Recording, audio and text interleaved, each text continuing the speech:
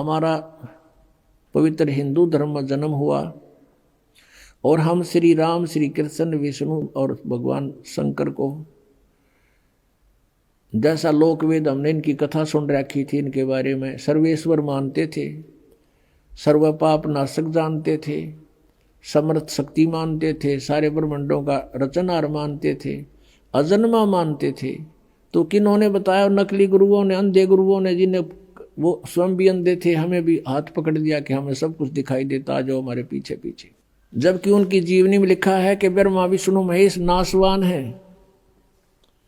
पुण्यात्माओं, ये concept clear करना अति आवश्यक हो जाता है, क्योंकि ये बहुत बड़ा अज्ञान हो गया है और इस अज्ञान का नाश करने के लिए जरा सा भी कोई लूज पॉइंट रह गया तो जीव समझ नहीं सकेगा और नकलियों का दाव लग जाएगा। देखो ब्रह्मा विष्णु महेश को ये तो नाशवान बताता है और भी ये प्रमाण दिखा दूंगा, आप पे चुप कर दोगे उनको कि देखो ये तो पुराणों में लिखा है, क्या ये अपने आप बता रहे हैं?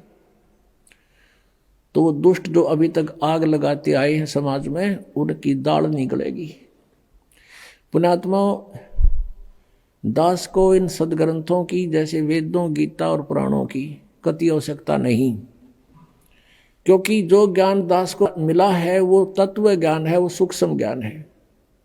और कहते हैं ये चारों वेद सूक्ष्म वेद के पूता, वो सूक्ष्म वेद के पुत्र हैं ये, यानी पूर्ण कंप्लीट ज्ञान तो उसके अंदर है। बाकी वेदों में इनकम्प्लीट नॉलेज है बिल्कुल सही जितना लिखा है, लेकिन अधूरा है। जैसे मैट्रिक का सिलेबस होता है वो गलत नहीं होता, लेकिन वो MA BA PhD का नहीं होता, और PhD MA वाले में नीचे का भी सारा ही कुछ होता है। लेकिन ये सदग्रंथ आपके लिए रखता है ये दास।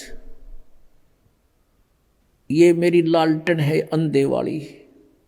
एक अंधा व्यक्ति रात्रि के समय चला जा रहा था खेतों में, जंगल में। आगे से बच्चे आ रहे थे शोर मचाते हुए, उछल कूद करते हुए। उस अंधे सूरदास ने कहा, बच्चा देखना देखना भाई, मैं अंधा हूं, ध्यान से चलना बेटा। और लालटन ले रखी हाथ में जगती हुई। उन्होंने पूछा कि बाबा सचमुच आप अंधे हो? वो चारों तरफ घूम गए, कहाँ बेटा मैं अंधा हूं। फिर लैंप किस लिए ले रखा आपने? कि तुम आंखों वालों के लिए कहीं मेरे में टक्कर मार दो, बुढ़े दे ही तोड़ दो, तो इस रोशनी में तुम मुझसे टल जाओ एक तरफ से, मुझे ना कोई हानि पहुंचा जाओ, अंधेरे में दो खेत है। इसलिए ये लालटेन आपके लिए रखिए बेटा, आंखों वालों के लिए। तो ये जो सदग्रंथ दास दिखाता, ये मेरी लालटेन है, लैंप है ये, ताकि आपको कोई भ्रमित ना कर दे कि रामपाल तो झूठ बोल रहा है और ब्रह्मा विष्णु महेश की इंसल्ट करता है। दास तो केवल सदग्रंथों को आपके रूबरू करता है, उनको पढ़ कर सुनाता है, अपनी तरफ से एक शब्द नहीं बोलता। आउट ऑफ सिलेबस दास एक अक्षर भी नहीं बोलता कभी, और वो सारा आउट ऑफ सिलेबस पढ़ा आगे हमने वो अच्छे लग गए। वो अच्छे क्यों लग रहे हैं? क्योंकि हमें खुद ज्ञान नहीं, अब स्वयं ज्ञान हो गया तो फिर वो आप पे फ्यूज हो जाएंगे वो नकली।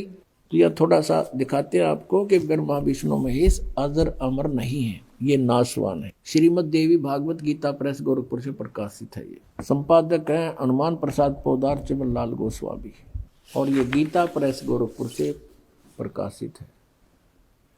गोविंद भवन कार्यालय कोलकाता का संस्थान। इसके 123 पृष्ठ पर ये चंद पंक्ति हैं, ये बहुत सा काम हमारा हल कर देंगे।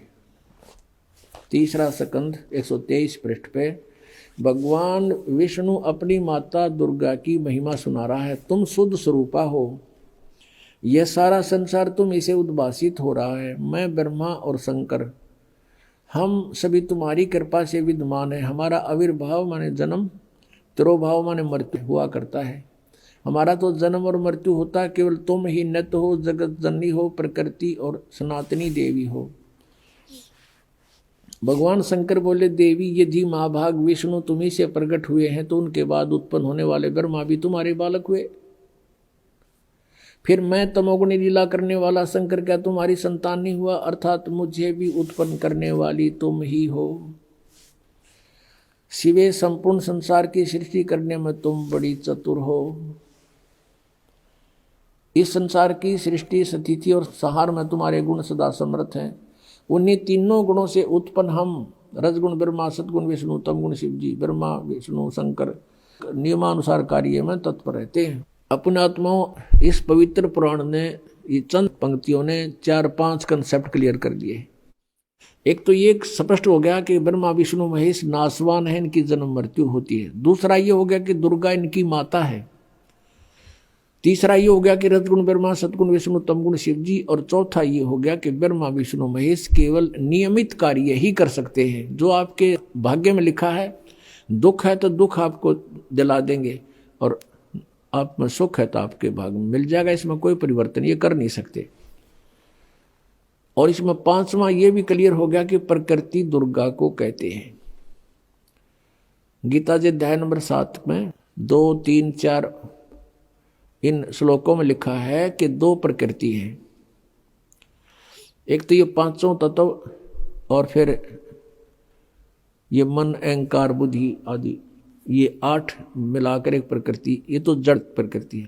एक ये दुर्गा है, चेतन प्रकृति। तो कहने का भाव ये है कि परमात्मा पहले यही बताया करते थे कि ये नासवान है, इनकी पूजा से कोई लाभ आपको नहीं होगा, ये भी जन्म मृत्यु के रोग से ग्रस्त हैं। अब इनका कैसे जन्म मृत्यु होता है?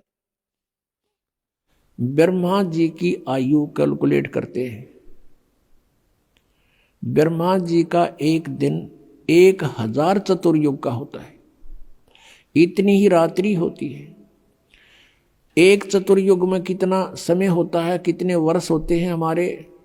43,20,000 वर्ष होते हैं। सतयुग, त्रेता, द्वापर, कलयुग। अब जैसे कलयुग का जो समय है 4,64,000, तो इससे दुगना है द्वापर का, 3 गुना त्रेता का, और 4 गुना इससे सतयुग का समय है। तो कुल मिलाकर ये 43,20,000 वर्ष बन जाते हैं। और ऐसे 1000 चतुर्युग का दिन, इतनी रात्रि, और 30 दिन रात का 1 महीना, और 12 महीने का 1 वर्ष, ऐसे बना हुआ। ऐसे 100 वर्ष की आयु है ब्रह्मा जी की। इससे 7 गुना अधिक है विष्णु जी की, यानी 700 वर्ष। और विष्णु जी से 7 गुना भगवान शिव की, शंकर की, यानी 4900 वर्ष, ऐसे बने हुए वर्ष। और फिर भी इनकी मृत्यु। और जब 70,000 बार ये शिव मर लेगा, शिव जो ब्रह्मा से 49 गुना ज्यादा आयु रखता है, 70,000 बार ये मर लेगा, 70,000 बार, तब एक ब्रह्मांड का विनाश होगा।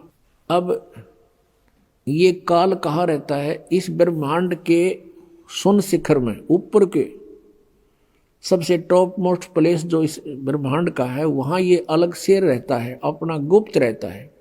और वहां से जब नीचे आता है तो अपने पुत्रों का रूप बनाता है। कभी ब्रह्मा का रूप बना लिया, कभी विष्णु का, कभी शिव का।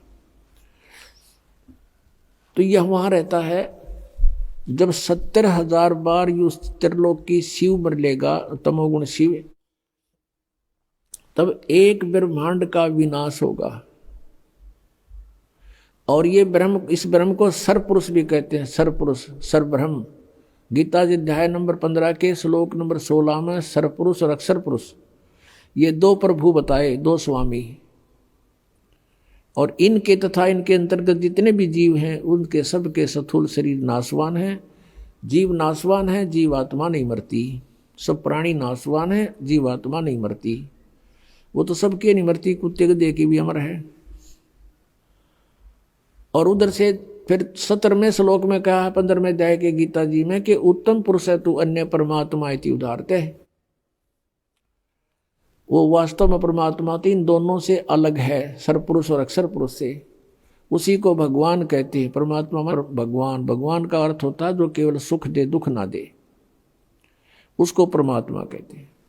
और फिर कहा कि वही तीनों लोकों में प्रवेश करके सबका धारण पोषण करता है, वो है अविनाशी भगवान।